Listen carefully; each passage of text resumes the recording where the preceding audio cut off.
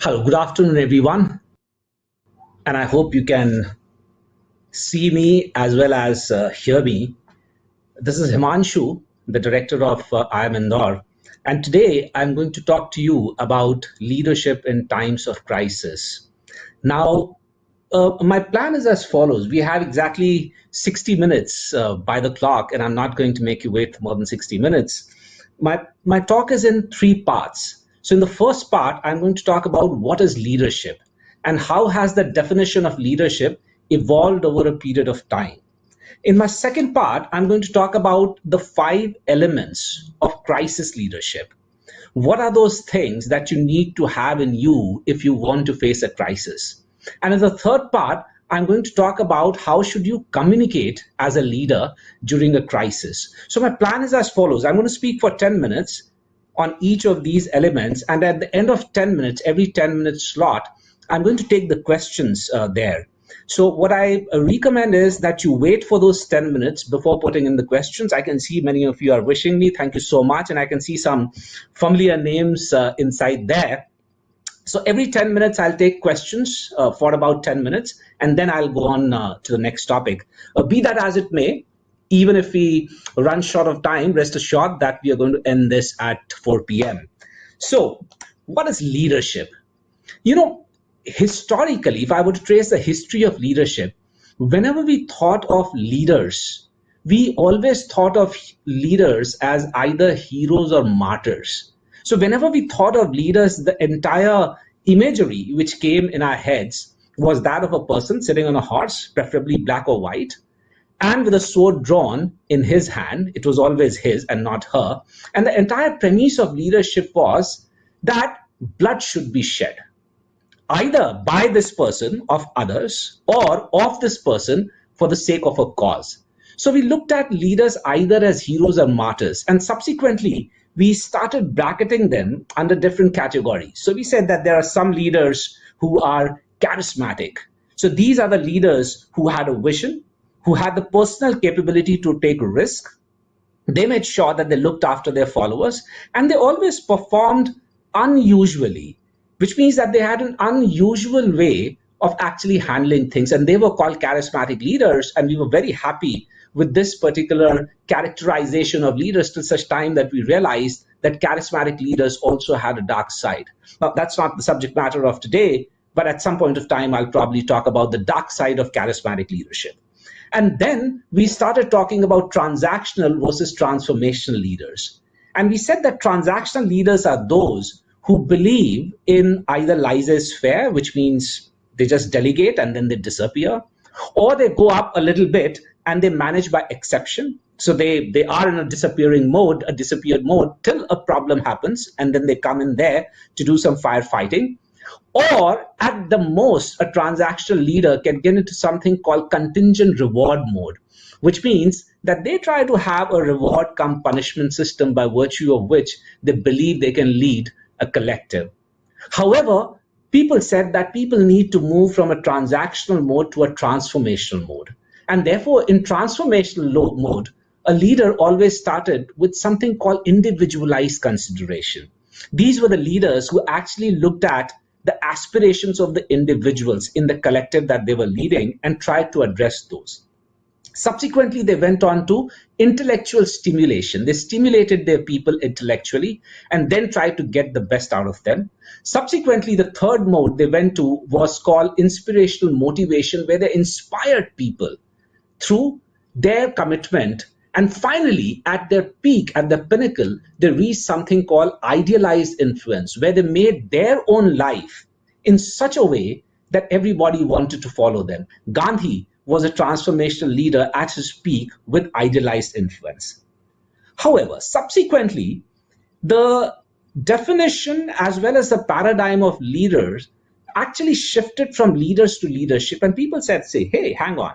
Let's not look at the individual, but let's look at the process. And thereby, in the social sciences, we came up with a definition of leadership which said that leadership is a process by which a person influences others to accomplish an objective and directs the organization in such a way that makes it more cohesive and coherent. Now you have a definition of leadership which has two, three very interesting terms. And this is what is going to be the background and the backdrop of my conversation with you all today. Leadership is a process. And the moment you say that it's a process, you say that it can be learned, it can be honed, it can be improved upon, and by which a person influences others. So we need to understand, what is this word called influencing? How do you really influence people? And in such a way that makes the collective more cohesive, which means everyone working together, and coherent, where everyone knows what they are expected to do. And basis this, there were three theories of leadership which came about. The first theory of leadership was called the Triad theory, and the Triad theory said leaders are born. Leaders are born because there are some personality traits which lead people naturally into leadership roles. And the Triad theory, therefore, went by the nature debate, by the nature side of the debate. And they said a leader needs to have certain dimensions in his or her personality to actually display effective leadership. And what was those dimensions of personality? They were extraversion, which means people high on extraversion are those people who are very friendly, who like public speaking, who are not very comfortable being all by themselves, but they're very comfortable when they are with a group of people. People who are high on conscientiousness. These are the people who are very trustworthy, who are very reliable, who are very disciplined. Then people who are very high on openness to experience. And who are these people? People who are open to new ideas, people who try out new things, people who try out new places, people who like to try out meeting people who are very, very different to them. And finally, also people who had emotional intelligence. Now here, one must understand the difference between emotional stability, which is one of the 5 dimensions, the neuroticism dimension of the Big 5 model, versus emotional intelligence. When you say somebody is emotionally stable, what you're saying is that whether there is happiness, whether there is sadness, whether things are good, whether things are bad, this person does not display any emotions, nothing on the face. Whereas when we talk about emotional intelligence, what we are saying is that these are the people who have the capability to display organizationally desired emotions, which means no matter what they're feeling, no matter what their felt emotions are, they actually have the capability to express those emotions which are in line with what people are expecting at that point of time. And therefore, they have this capability of getting over the cognitive dissonance, which is the dissonance arising because of the difference between the felt emotions and expressed emotion. And this is called emotional intelligence. So this was the Triad theory. And then came another theory which said, hey, hang on. Sometimes a crisis or an important event may actually cause a person to rise to the occasion and bring out extraordinary qualities in an otherwise ordinary person. And this was called the situational theory of leadership. So there were many people who were at the receiving end of the apartheid, but this particular man, when pushed out of a train at a railway station in South Africa, decided to protest. And the rest is history. Of course, we are talking about Gandhi. And Gandhi was a situational leader. Gandhi came out of a crisis, which he saw in South Africa.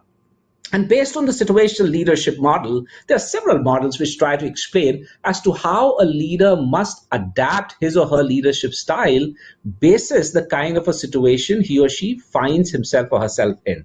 So for example, you have the Hershey and Blanchard model, which would say that the leadership style should be adapted by leaders depending on whether their followers are capable or not, and whether they are willing or not. Capability means, do they have the technical competence or not? And willingness means, are they self-motivated or not? And they said that for those followers who are both capable and willing, your leadership style should be that of a monitor. Simply monitor, don't interfere in their work. For those people whose leadership, whose followership is actually unable but willing, which means they do not have the technical competence, but they're self-motivated. In that case, you must become a coach.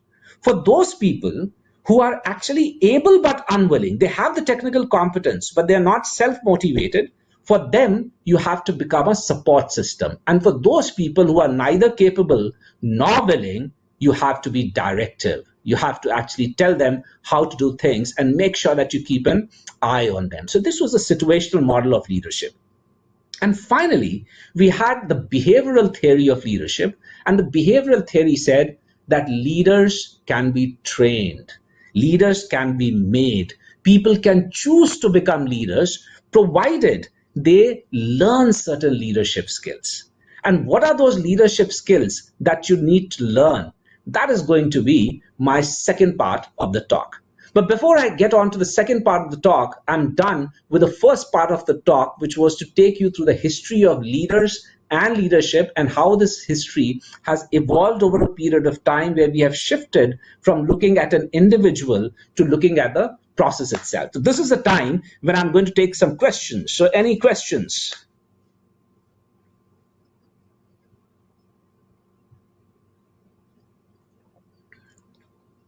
So I can see a lot of the questions are actually around if you're going to get a certificate or not, which is not a question you need to be asking me. But I'm told that you will get a certificate. But are there any questions or whatever I've spoken so far is what I'm looking at.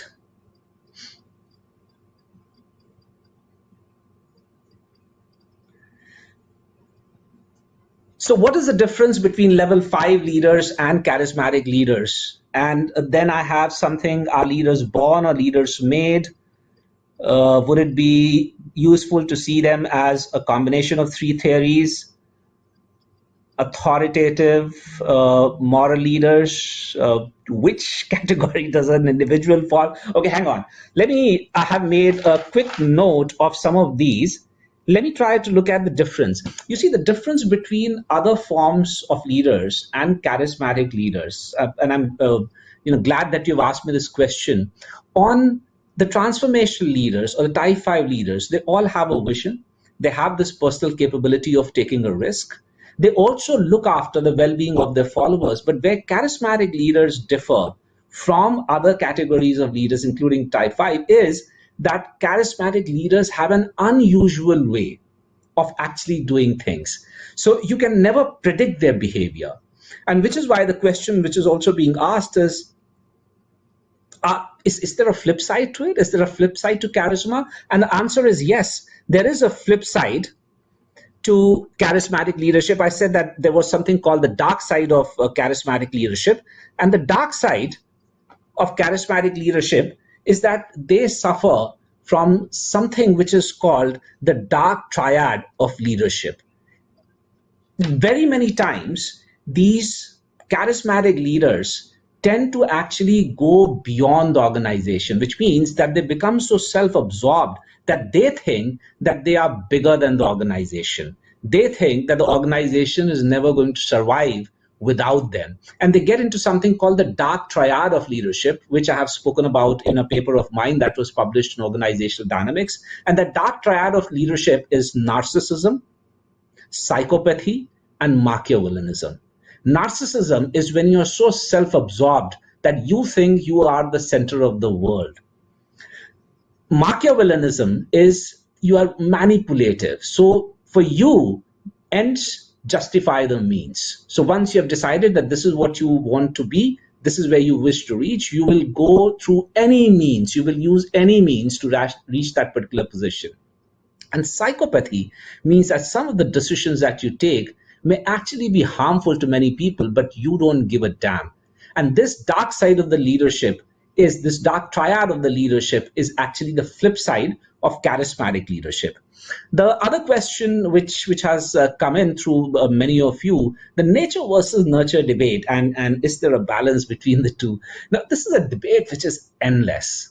So essentially, as I said, that the earlier theories said that leaders are born, and therefore they were going by nature. They said it's in your DNA. Either you're a born leader or you're not. And if you historically look at leaders, so for example, whenever I teach leadership in my class, the first thing I do is, once I've given them the definition, I say, hey, give me the names of a few leaders. And when you look at a bunch of leaders, you will find that there were some of them, indeed, who did display leadership qualities very, very young. So clearly there was something in them even from before. There was something in their personality which actually made them a leader at a very, very early age. But then there is a large part of leaders who actually grew into leadership roles. They actually acquired leadership over a period of time. And therefore, what I would say is that there is a balance. You would find both, which are nature born leaders, and you'll find leaders who have been nurtured over a period of time. And as I said, that there's also the third theory, which is a situational theory, that sometimes a situation actually brings out leadership qualities inside a person, either through self-realization, like in case of Gandhi, there was a self-realization, or somebody else makes this person realize. So there were many people standing on the shore of the ocean and wondering what to do about it. When this old wise man tells this younger man that, hey, you have it inside you. Why don't you take a leap and cross this ocean? And the young man said, me? The young Mahapandit said, me? And the older wise person said, yes, you can do it. And this young man took a leap of faith and crossed the ocean. Of course, I'm talking about Hanuman in this case, who was once again a situational leader, but there was not a self-realization, but there was a motivation given by somebody else, and that situation brought out that leadership quality inside that person. So coming back to the nature versus nurture debate, I think that the theorists, the social scientists have come to a very crucial kind of an understanding and a compromise, saying it's 50-50. So the effect of your DNA or your genetics is 50%, and the remaining 50% is your environment plus your experiences plus your learning, etc. Now, this is an arbitrary number, as arbitrary as it could be, but suffice to say that leadership can be explained by both of these theories.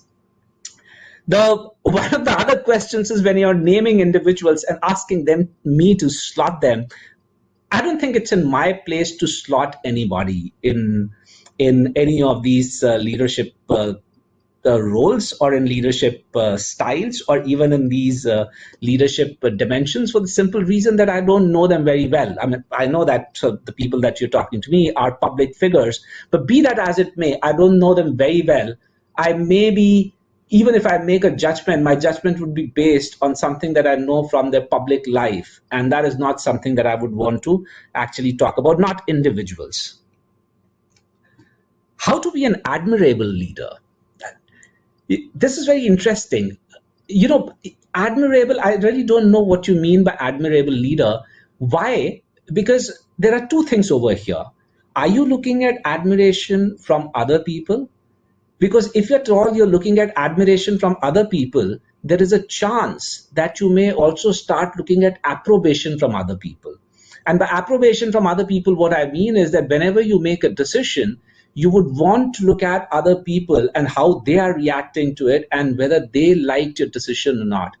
See, this is a dicey thing to get into, because as a leader, sometimes when you have the conviction, you may be the only person on the other side. But please remember, if you have the conviction and if you're right, then you constitute a majority of one. No matter where everyone else is, everyone else may be on the other side. But as a leader, you have to show that conviction. And therefore, if at all you want admiration, I would say that you should seek admiration from yourself.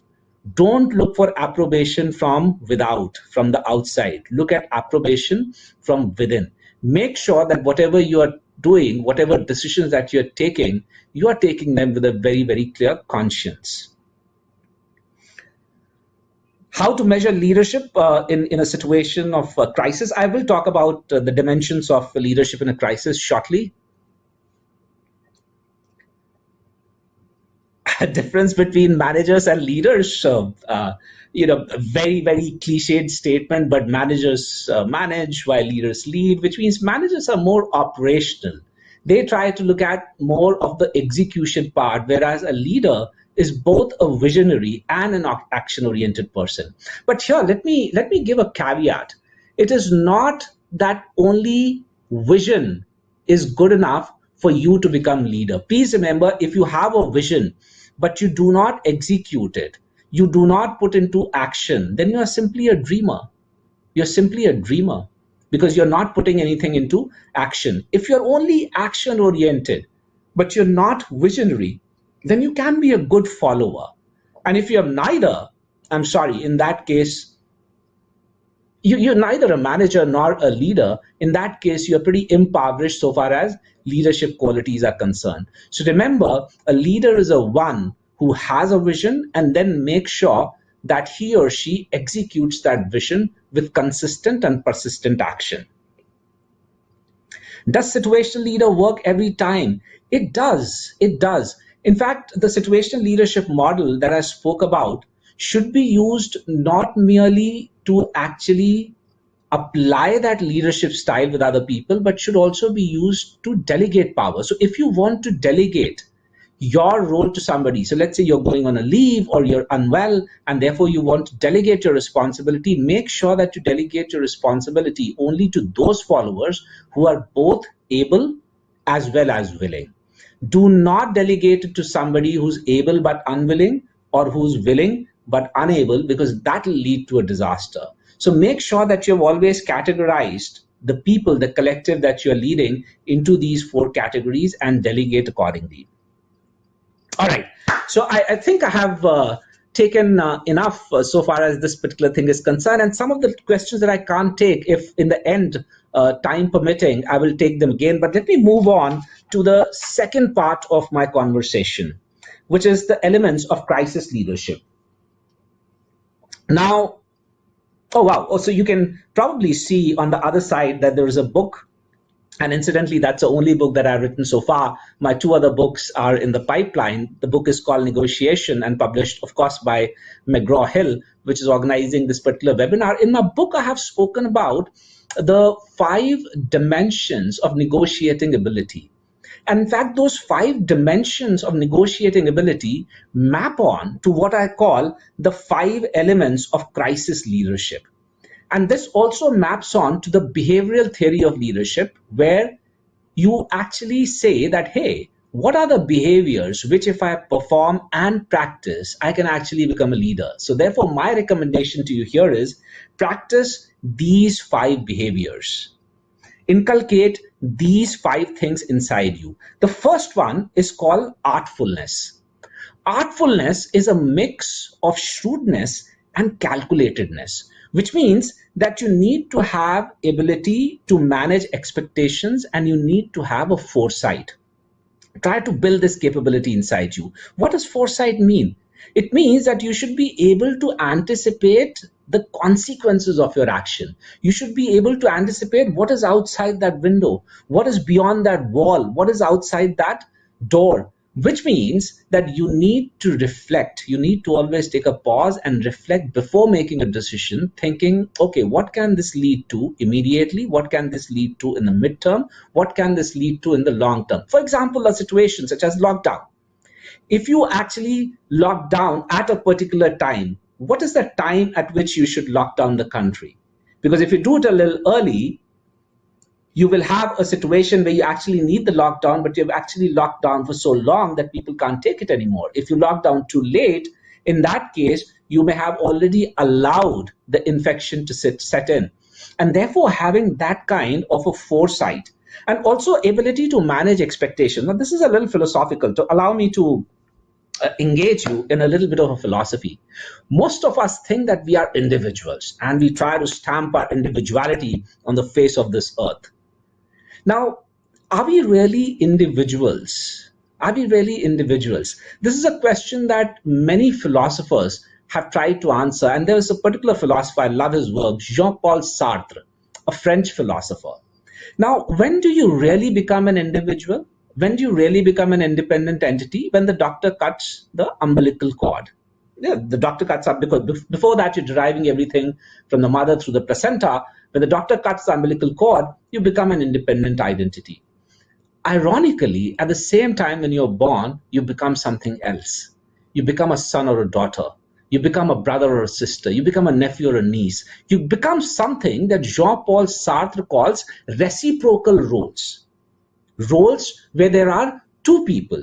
And when it comes to reciprocal roles, there are 2 elements of roles which become pertinent. One is called role perception. The other is called role expectation. Role perception is how do you perceive a role ought to be played out. So let's say if I'm playing the role of son to my father, How do I perceive a son should be? That is called role perception. Role expectation is how does the other person perceive this role ought to be played out. So in my role of a son to my father, how does my father perceive a son should be? That is called role expectation. And more often than not, they are not the same. And therefore, your ability to manage the expectations of these multiple roles that you will be playing during a crisis. So during the crisis, even your family has expectations from you because they are facing exactly the same crisis. Perhaps your organizational people, other stakeholders, your customers, your suppliers, people around you, the community, the country. And therefore, how do you actually manage everybody's expectations? And that would come in if you actually reflect upon the difference between perception and expectation. So that is the first element of crisis leadership that you need to develop. The second is diplomacy. And diplomacy is a combination of tact, sensitivity, and the ability to look at issues with acutely penetrating mental discernment. Now, that's a mouthful of a phrase, acutely penetrating mental discernment. But what it means is that you should be able to actually listen carefully to people. And to develop this crisis leadership capability inside you, you need to work on two skills of yours. First is you should have high levels of tolerance. Because remember, in the times of crisis, people are going to jump on you even for the decisions that you make in their interest. And you should have that capability to absorb all of that criticism which comes to your way. And the second thing is reflective listening. You know, there are two categories of listeners on this planet. One who listen to respond, and the second who listen to understand. Most people belong to the first category. So if at all somebody is talking to them, their mind starts wandering and wandering right after the first couple of seconds, trying to think of a very wise answer to give, or at least to sound intelligent and give an intelligent answer. Not at all.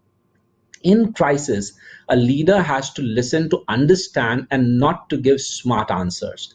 How do you listen to understand?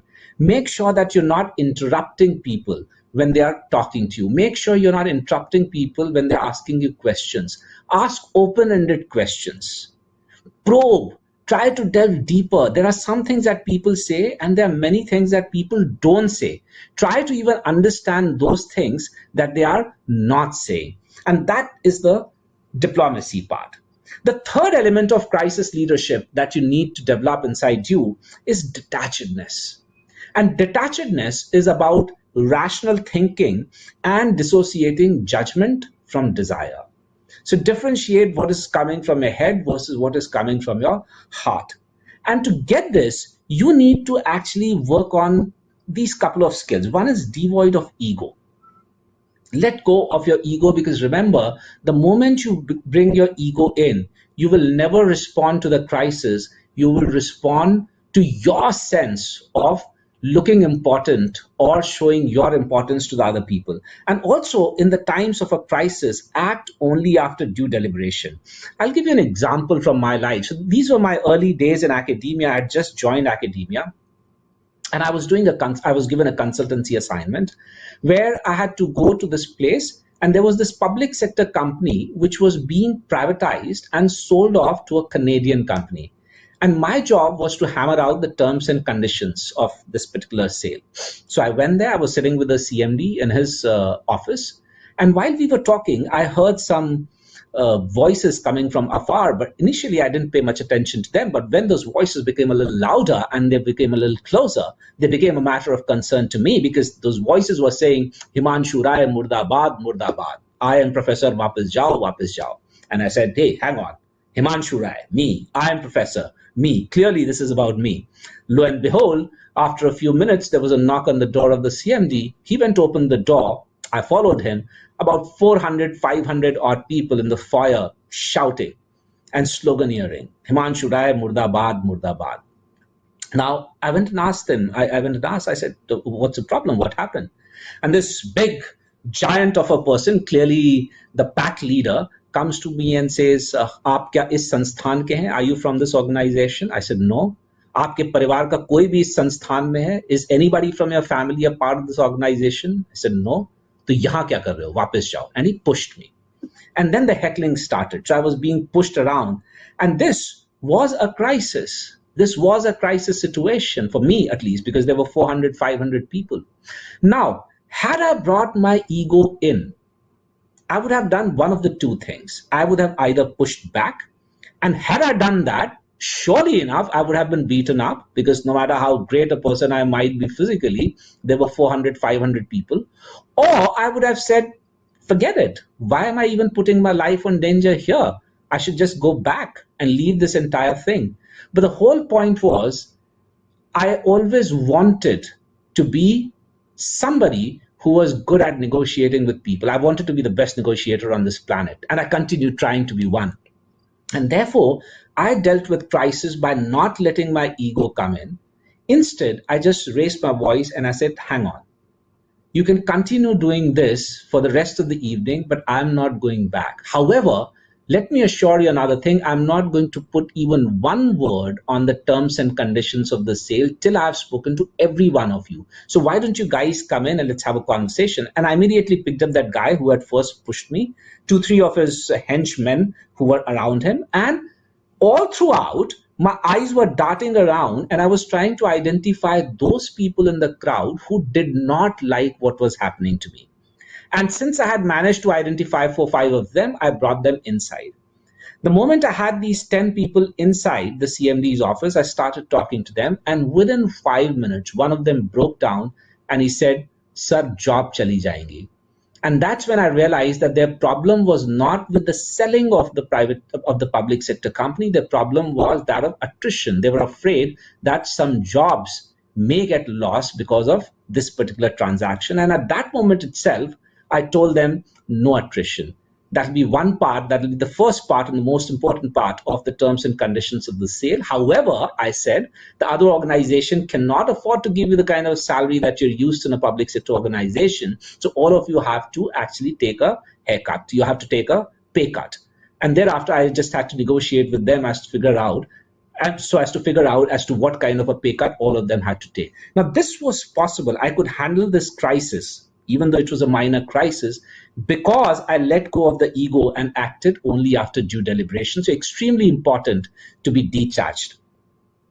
The fourth dimension is fair-mindedness, which means there has to be a sense of selflessness and equality when you're handling the crisis. Now, what do I mean by this? You as a leader during a crisis should be able to generate trust. And how do you generate trust? By making sure that you're not bringing any personal agenda into the crisis. So many people, so there are vultures when it comes to crisis, which means that they try to feed off the pity and the misery of those who are being affected by the crisis. Make sure that you're seen as doing something genuinely for the people who are getting affected by the crisis and not for yourself. And by yourself, I mean not just you as an individual, but you're not doing something only for the sake of the company or the organization that you represent, or for the sake of something financial. Because even during the COVID time, you will see that many people are coming and approaching you for things that they say are going to make your life hunky-dory, and some of the things are not essentials during a crisis. And therefore, try not to get into that kind of a trap when you are facing a situation of crisis. Your followers need to trust you during the time of a crisis. And finally, the last dimension of crisis leadership that you need to work upon is sagacity. And sagacity means that you need to have reliance on your own counsel. And for that, sometimes you may have to go beyond the rule book. Don't follow the rule book like a blinkered person. Please note that when it comes to crisis, when it comes to tough situations sometimes call for unique kind of decisions. They call for decisions which may not be according to the rule book, but those are the decisions which are needed at that point of time, for the simple reason that a rule book is made for general conditions when everything is hunky-dory. So you should and you may have to go beyond that. And how do you develop this particular sagacity inside you? You develop it, first of all, by making sure that you develop expertise. Expertise in what? Anything. It doesn't matter. Because when you are considered as an expert in a particular subject, there is something in social sciences called halo effect. And halo effect means that if you're good in something, people start assuming that you're good in multiple other things. And that stands to your advantage. And this is something you will see in terms of political leaders, in terms of business leaders. They may be good in just one thing, but many people then start attributing anything that they say as super knowledge because they believe that this person can do no wrong. And also, maintaining personal integrity is a sign of sagacity. And what do I mean by maintaining personal integrity? Do what you say, which means that as a leader, what you expect others to do, you should be able to do it as well.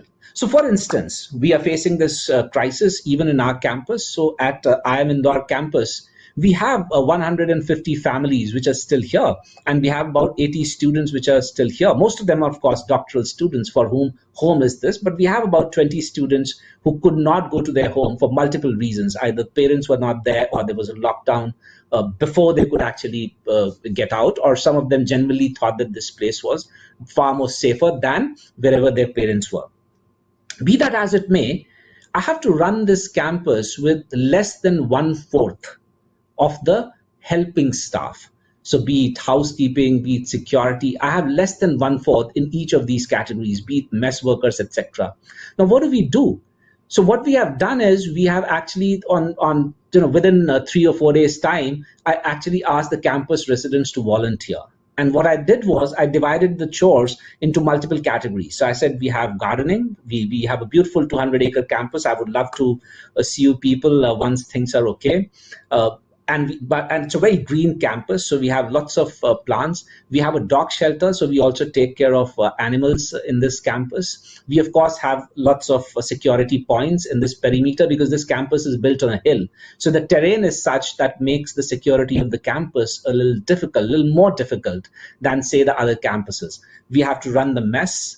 We have to actually serve food apart from preparing food. So we have, and of course, we have to do the cleaning, etc. So what I did was I asked for volunteers for each of these categories.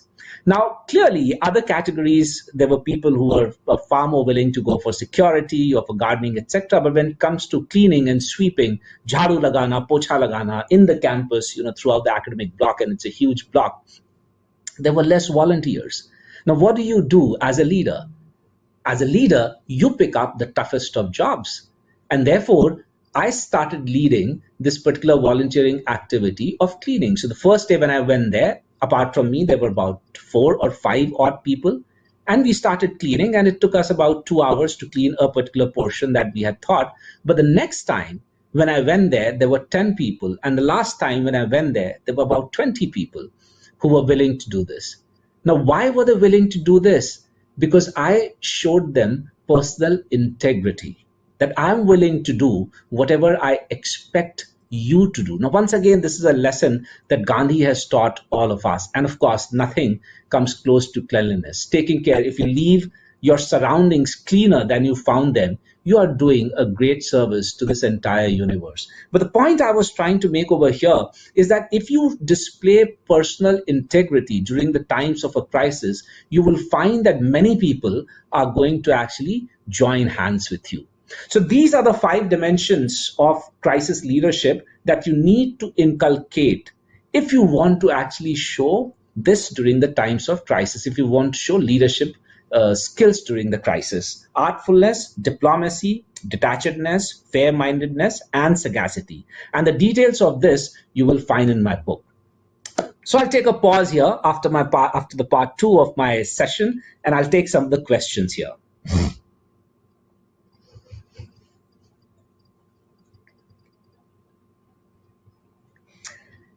Leading through examples. Yes, absolutely. Leading through example is indeed one of the better ways.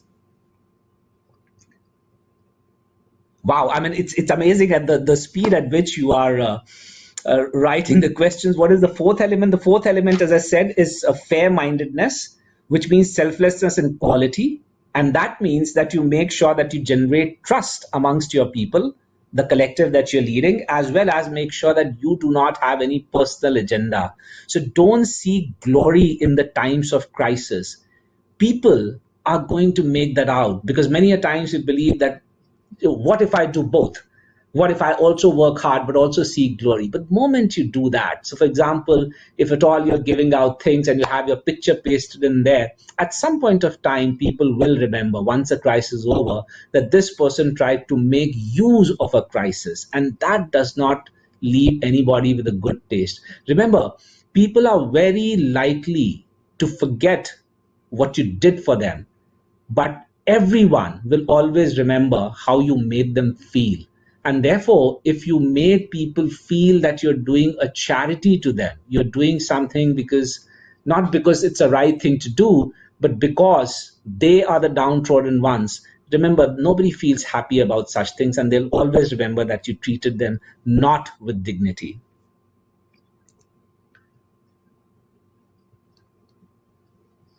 Lots of questions over here. Nepotism, clearly nepotism, not a great thing at any times. Forget during a crisis. What I believe in is that you must also read books which make you reflect. And, I used to teach a subject called Leadership Through Literature before I took over this directorship. I intend to start it again. And what we used to do was we used to pick up 8 pieces of literature. I taught that with a colleague of mine. And we used to pick up 8 pieces of literature. And by analyzing those pieces of literature, we used to build frameworks of leadership in class. And for each book, there was a theme associated with it. So, for example, we had Alchemist, the book by Paulo Coelho, and the theme associated with it was vision and action. We had one of my favorite books, Siddharth by Hermann Hesse, a German author, and the theme associated with it was passion and compassion. We had the biography of J.R.E. Tata, Beyond the Last Blue Mountain, written by Rusi Lala, and we had the theme career and character associated with it. And the reason why we picked up these books was because these books made you think. These books made you reflect. So instead of being normative, so I don't like books which tell you, do this, do that. I like books which make you think. So if you look at Alchemist, through the journey of Santiago and what he learns throughout that particular journey that he undertakes and the people that he meets, some of those things start resonating with you. Some of those things actually connect with you and you say, hey, I had some experience of this kind. And that makes you think about that particular experience and what you can draw out of that experience. If you look at Siddharth, then the protagonist Siddharth, once again, the people that he meets, once again, his journey of trying to understand himself, and most importantly, a conversation which he has in that book with the Buddha himself. And today happens to be the Buddha Purnima, a very happy Buddha Purnima to all of you, and maybe follow the teachings of the Buddha. And Siddharth actually has a conversation with Buddha where he asks him some question. I mean, I wouldn't give it away. I strongly urge you people to read the book. And the way Buddha answers and the way Siddharth actually takes that answer is again a beautiful way of exploring yourself. So I would recommend that you pick up those books. And another one of my favorite is Mudra Rakshas, which is a play by Vishak Dutt, a Sanskrit play. Of course, you have the English translation, which is available, which is the story of Chanakya annihilating the Nand kings. So how Chanakya annihilated the Nand kings is shown through that particular story. And a beautiful part of that particular story, I'm going to give away a little part of it. So the prime minister, Chanakya was Chandragupta Maurya's prime minister, and the prime minister of the opposite party, Malaiketu, was a person called Rakshas. And hence the name of the book, Mudra Rakshas. His name was Rakshas. Once Chanakya outmaneuvers Rakshas, Rakshas was also a very intelligent person. He was on the other side. Once Chanakya outmaneuvers him, makes sure that everybody on Rakshas' side was dead, Chanakya actually asks Chandragupta Maurya to make Rakshas his prime minister. Chanakya says, I'm now going to go to the forest and now you should make Rakshas your prime minister. And Chandragupta Maurya is astonished. He's shocked. He says, why? And Chanakya says, I am a good advisor and a good prime minister when it comes to situations of crisis. But Rakshas is a very good administrator and will be a very good prime minister when it comes to a situation of peace, where what you have to do is maintain peace. And here is humility personified. Chanakya was humility personified, because while he was the wittiest of them all, while he was the greatest of them all when it came to political maneuverings, he had the humility to acknowledge that there are times when he may not be the best person to be in a particular position. And therefore, when you read material such as this, when you go through sources and books such as this, they give you a lot of ideas, they give you a lot of thoughts. Once again, I'm not saying take them in a normative sense that whatever Chanakya says is the ultimate truth. No, not at all. But whatever he does or says in this particular book actually makes you think. So think and then choose and decide for yourself. Okay, I think we are running short on time. So what I'll do is I'll very quickly take care of the last part of my talk, which is how to communicate during a situation of crisis. And then, maybe I will be able to take one or two questions thereafter. Now, before I actually talk about crisis communication, we need to understand what is communication. So the word communication comes from communicare, and etymologically the root is communis. And communis means to share or to make common. What is it that you're sharing? What is it that you're making common? Now, herein lies the theory of communication, which says that communication is a process of encoding and decoding. So there is a sender who has a message. Communication is an exchange of message, is a process of exchange of messages.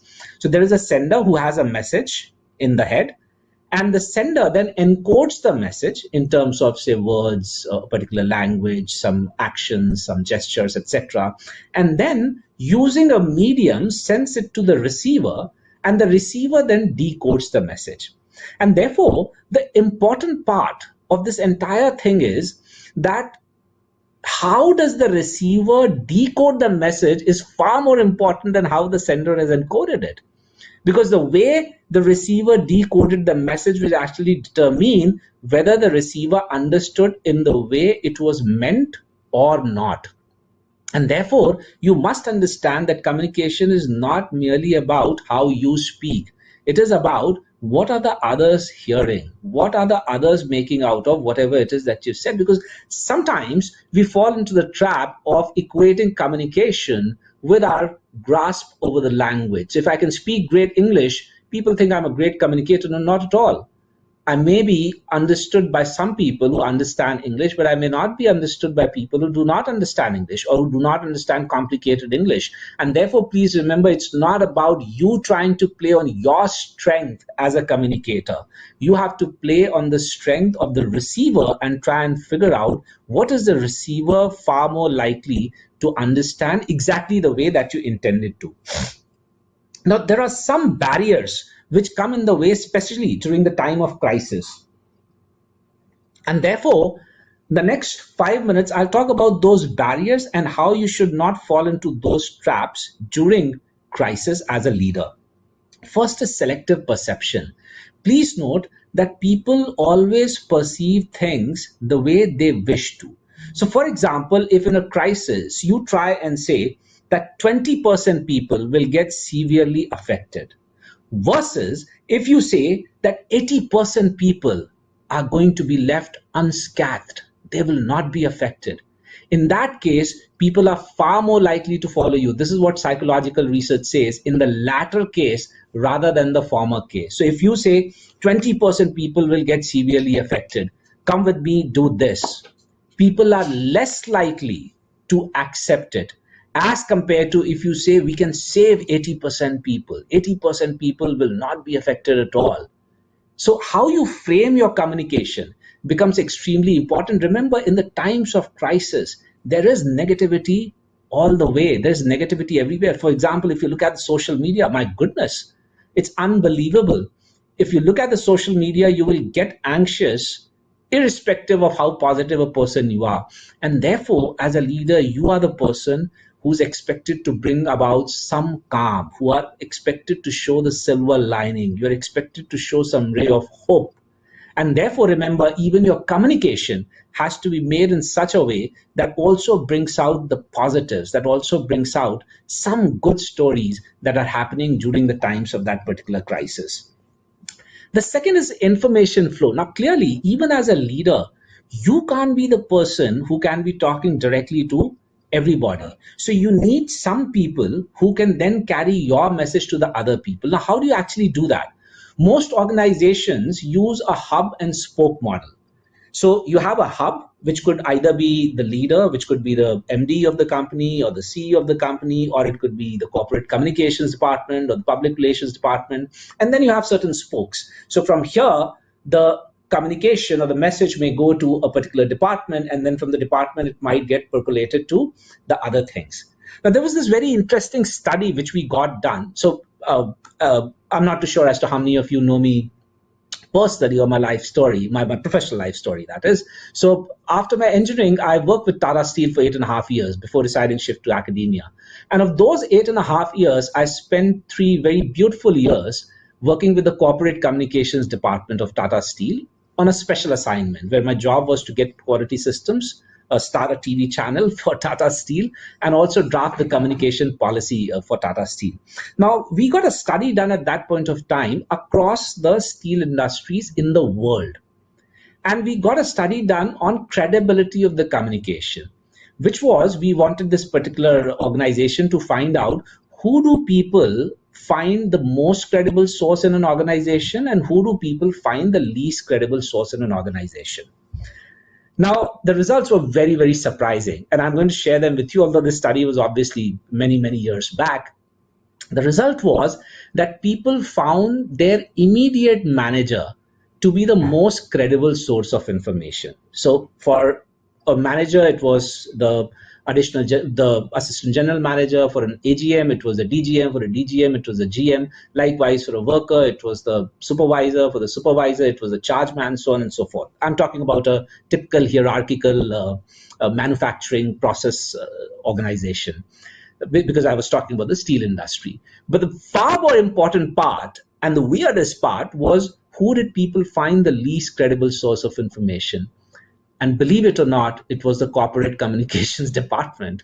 People found corporate communication, people cited corporate communication, the PR department, to be the least credible source of information. And then when we dug a little deeper, what they pointed out was that the job of this department is to actually present truth in a way which is palatable to the outside world.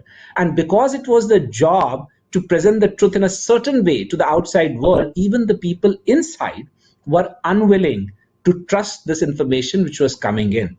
Now, why am I giving you this information? Don't assume that whatever collective that you're leading, people who you think are the most are considered to be the most credible by people at large are really the ones. Find out.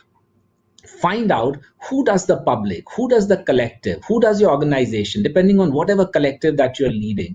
Who do people find most credible when it comes to getting information?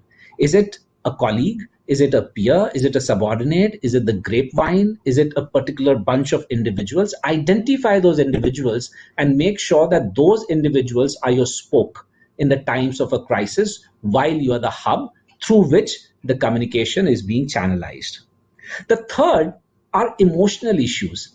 Sometimes emotional issues can actually create a block during the times of crisis. So for example, if at all you make a statement during the crisis blaming a certain gender, blaming a certain region, blaming a certain religion, blaming a certain caste, blaming a certain class, rest assured you're going to lose the support not just of that person whose name you have used as an emotive issue, but of a whole lot of people, because people will start looking at it from a perspective where they say that, hey, this guy has some kind of a personal agenda which goes beyond the crisis. Because remember, when a crisis hits, the crisis hits everybody. And therefore, you can't become selective and say, I'm going to blame this person and I'm going to help that person. No, just like a doctor. The doctor takes the Hippocratic Oath and the doctor says, I am going to serve everyone. A teacher, we have to actually teach everyone. We have to share our knowledge with everyone. We can't say that, hey, you are not worthy enough to actually gain my knowledge, so on and so forth. We know that history is replete with certain examples where people were not found worthy on the basis of something which was an artificial divide which was created by the society at that particular time. But please remember, those people are not and will never be looked at as leaders. They'll be always be pointed fingers at. And therefore, you should not bring these emotive issues, which can actually create a distraction in the times of crisis. And finally, the last one is that people need information and not data during the times of crisis. And more often than not, we tend to give them data. Just to give you an example, something which has always bothered me about the airlines, that whenever there is a late arrival of a particular aircraft or of a particular flight, the thing that annoys us, and I can say that because I have actually spoken to people to try and gauge as to what is it that actually got them hassle. The thing that annoys people is not the fact that the flight is late, because people expect that sometimes things happen which are beyond the control of people. What they actually get angry about or irked about is the fact that there is no information. Nobody is telling you as to when is the flight about to land. You're already there at the gate. And most importantly, even if they tell you, they say, we apologize for the late arrival of the aircraft, but the late arrival of the aircraft is because it had arrived late at the previous destination. But that doesn't tell you anything. Or even in the craft, when you are in the flight, the hostess would then announce that we apologize for this delay, but this delay was because of the late arrival of the aircraft. Now, that's tautological. Of course, we know that the aircraft arrived late, but what you need is information. What really happened? Was there an operational issue? Was it bad weather? Was there something wrong? Because once you know the reasons, you feel composed and you say, good enough reason for me to actually say, okay, it happens. For example, a person coming late to your class, or somebody entering late into a webinar, or somebody responding to your mail late. If the person says, I'm sorry, I'm late, but I got delayed. Of course, I know that you got delayed. When it comes to a time of crisis, people are already on their edges. Their nerves are already frayed. And therefore, what they need is some clear, credible, and timely communication. And that clarity, credibility, and timeliness is what makes data information. So finally, I would like to end with this. The three elements that I've spoken about, I gave you a historical timeline simply to tell you that people are not focusing on individuals now, they're focusing on the process. And if you want, you can become a leader in your own right. It doesn't matter what your DNA is. Number two, crisis calls for a certain typical and certain very, very specific capabilities to be displayed if you want to be a leader, and therefore work on those 5 capabilities that I spoke about. And the third, the most important thing in crisis is how you communicate with other people. And this communication can have certain barriers, which I have actually tried to tell you about. So it's all, I just have 1 more minute, so I'll take one question, which if there is somebody who's really dying to ask that question to me. Thank you so much for all those lovely things, and you guys are too generous with your words. You've written some very beautiful things out there. I enjoy being a teacher, and which is why all of that you're saying actually comes across. Okay, all of this looks only like Gurgan to me. Good, and I thank you very much with all my humility. I don't see questions there. But anyways, it's 4. So I guess I should close it down. And if at all there are any questions, I'm sure McGraw-Hill would find a way of collating those questions and sending them to me. My email, my number, everything can be discovered if you do a Google search. I'll just end this session by saying that tough times bring out the toughness inside of leaders. Remember, there may be some multiple values that people may want to have, but of all the values that you need, courage is the most important value, because in the absence of courage, you will never be able to follow any other value in your life. And the simplest definition of leader that I have found is that a leader is a good person who talks well. And these are 2 very loaded terms. When you talk about talking well, I'm talking about all of those elements of communication that I spoke about. And when I talk about a good person, this term good person is actually loaded, because a good person is one who does the right things. The good person does the right things not for the sake of what he or she will get out of it, but the good person does the right things simply because they are right things to do. So stay home, stay safe, and I hope that you're going to take something out of this conversation that I had. I enjoyed this conversation. I enjoyed reading all that you have written. So God bless you all and take care.